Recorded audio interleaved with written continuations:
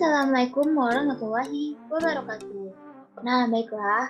Kali ini saya akan menjelaskan mengenai laporan kunjungan yang telah saya datangi bersama teman sekelompok saya, yaitu di daerah Kota Solo. Nah, untuk kunjungan industri yang kami datangi yaitu pada pabrik tahu CNG. Di sini merupakan salah satu tugas pada mata kuliah bioteknologi. Pada presentasi hari ini, saya akan menjelaskan mengenai gambaran umum terhadap pabrik tahu CNG dan tentang laporan kunjungan. Yang pertama itu gambaran umum dari pabrik tahu CNG. Yang pertama itu nama industri pabrik tahu.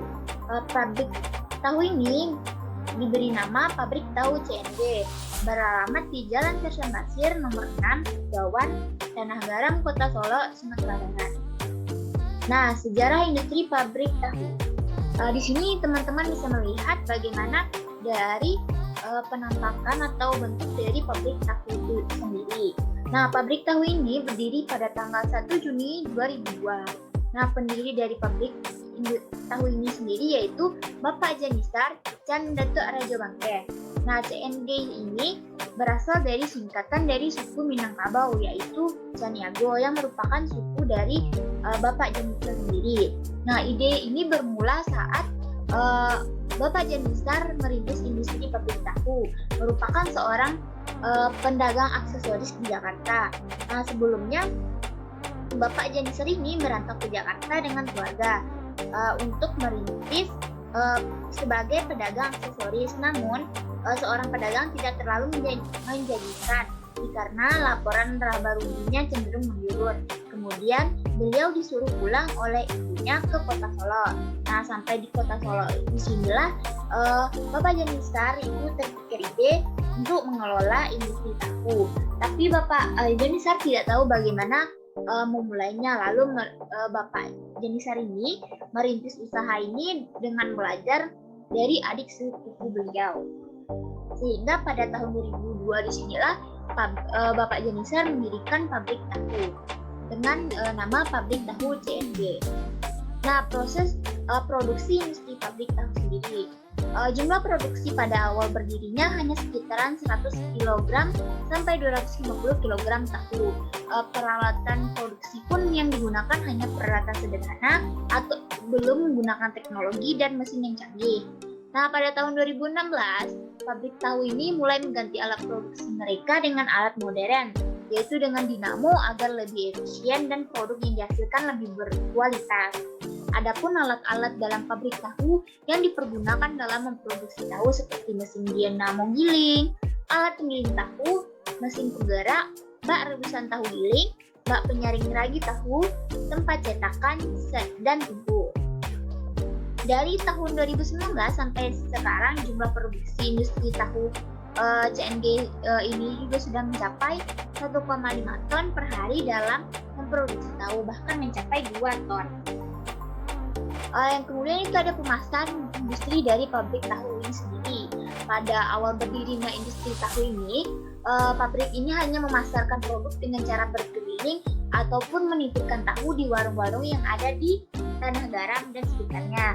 Namun permintaan konsumen terhadap produk ini semakin tinggi per tahunnya, dan melihat karena kondisi ini, akhirnya banyak pedagang pasar yang membeli produk tahu ini ke lokasinya langsung, yaitu di pabrik tahu CNG atau orang pabrik yang mempunyai pabrik ini mengantarkan ke pasar-pasar baik kabupaten, kota, bahkan sampai luar kota sesuai dengan pesanannya. Nah, yang kedua itu laporan kunjungan dari pabrik tahu sendiri. Di sini kami itu ada mewawancarai salah satu dari yang mempunyai pabrik. Di sana kami mewawancari mengenai 3 hal pokok, yaitu alat dan bahan yang digunakan, bagaimana pengolahannya dan limbahnya. Yang pertama itu ada alat dan bahan dari pengolahan tahu sendiri. Bahan yang digunakan yaitu air, kacang kedelai. Nah, kacang kedelai ini diimpor dari Amerika Serikat, dan ragi yang digunakan pada pabrik ini berupa asam cuka. Yang kedua itu ada bahan alatnya. Alat yang digunakan yaitu baskom atau tong besar. Yang kedua ada mesin penggiling kacang kedelai. Yang ketiga wajan. yang keempat tungku, yang kelima penyaring berupa kain saring, yang keenam cetakan tahu untuk gumpalan tahu, dan yang ketujuh yaitu pisau. Adapun proses pengolahan tahu sendiri, yang pertama itu kacang kedelai direndam selama kurang lebih 4 jam untuk memisahkan kulit dari kacangnya. Selanjutnya, giling kacang kedelai menggunakan mesin giling. Ketika sudah digiling, masukkan kacang kedelai ke dalam bak perebusan atau wajan dan direbus selama kurang lebih 10 menit. Ketika sudah selesai direbus, kemudian dilakukan penyaringan, di mana tahap ini tuh bertujuan untuk memisahkan ampas kacang kedelai dengan patinya. Nah, setelah pati didapatkan dari proses penyaringan, selanjutnya pati ini akan dicampurkan dengan ragi yang berupa asam cuka tadi. Nah, tunggu hingga terdapat gumpalan-gumpalan yang merupakan cikal bakal tahu. Nah, dari pati yang sudah dicampur ragi ini nanti akan terjadi proses hingga terbentuk gumpalan. Nah, gumpalan ini merupakan yang akan menjadi tahu nanti. Nah, gumpalan tahu ini kemudian dipres menggunakan cetakan, sehingga setelah tahu didapatkan dari cetakan, tahu sudah bisa disajikan dan dipotong sesuai dengan pesanan. Adapun limbah pengolahan tahu. Nah, limbah tahu sendiri merupakan limbah yang dihasilkan dalam proses pembuatan tahu. Limbah yang dihasilkan ini berupa limbah padat dan juga limbah cair.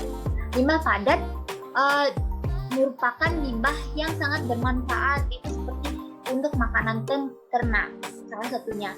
Tetapi limbah cair ini dapat memberikan efek negatif berupa mengakibatkan bau busuk dan bila dibuang langsung ke sungai akan menyebabkan tercemarnya sungai tersebut.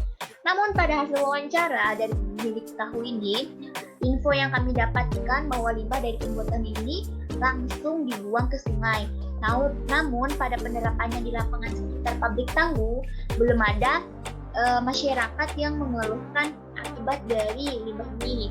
Malah masyarakat berspekulasi bahwa limbah tahu itu membuat ikan-ikan yang ada di sungai berkembang dengan baik, yaitu bisa besar.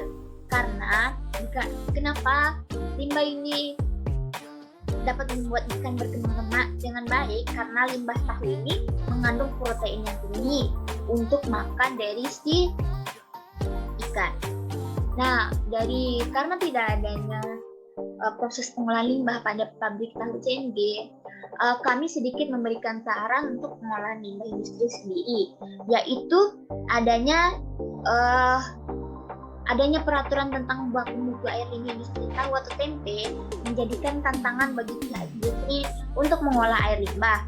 Nah, salah satu saran dari pengolahan limbah yang kami berikan yaitu SBR, yaitu Sequencing Bed Reactor atau SBR merupakan pengolahan air limbah sederhana yang dioperasikan dengan sistem tertutup dan terdiri atas beberapa tahap. Nah, adapun tahap yang dari pengolahan ini yaitu tahap pengisian air limbah ke unit pengolahan yaitu PIL. Yang kedua tahap pengolahan di dalam unit pengolahan. Yang ketiga tahap pengendapan. Yang keempat tahap pengeluaran sebagian air limbah. Dan yang kelima tahap diam atau tidak dibaku nggak apa-apa. Setelah tahap diam ini nanti akan kembali lagi kepada tahap 1. Nah, di sebelah kanan di slide itu tuh ada merupakan bagian dari proses pengolahan SBR ini. Yang pertama itu ada pengisian air limbah ke dalam unit pengolahan. Lanjut nanti akan terjadi aerasi, yaitu pemasukan dari mikroorganisme ke dalam limbah. Lalu dilakukan pengadukan, lalu ditunggu hingga terjadi endapan, yaitu terpisah dari ampas dari air limbah dengan efluennya. Ketika sudah terjadi perpisahan antara efluen dan lumpur atau ampasnya itu, lalu kita akan menunggu hasil. Nah, nanti ampas itu akan dibuang. Nah, SBR sendiri merupakan pengolahan air limbah secara biologis, khususnya menggunakan bantuan mikroorganisme, di mana mikroorganisme ini bekerja sebagai agen pengisi beban organik yang ada di air limbah. Kunci utama dalam proses SBR ini yaitu pada startup SBR dengan pemilihan bibit mikroorganisme berupa lumpur yang dapat optimal mengolah air limbah dengan proses biologisnya. Nah, endapan berupa lumpur tersebut ditambahkan pada awal proses SBR ketika sudah memasukkan limbah ke dalam unit pengolahan. Nah, mikroorganisme di lumpur ini akan menggunakan bahan organik di air limbah untuk metabolisme mikroorganisme itu sendiri.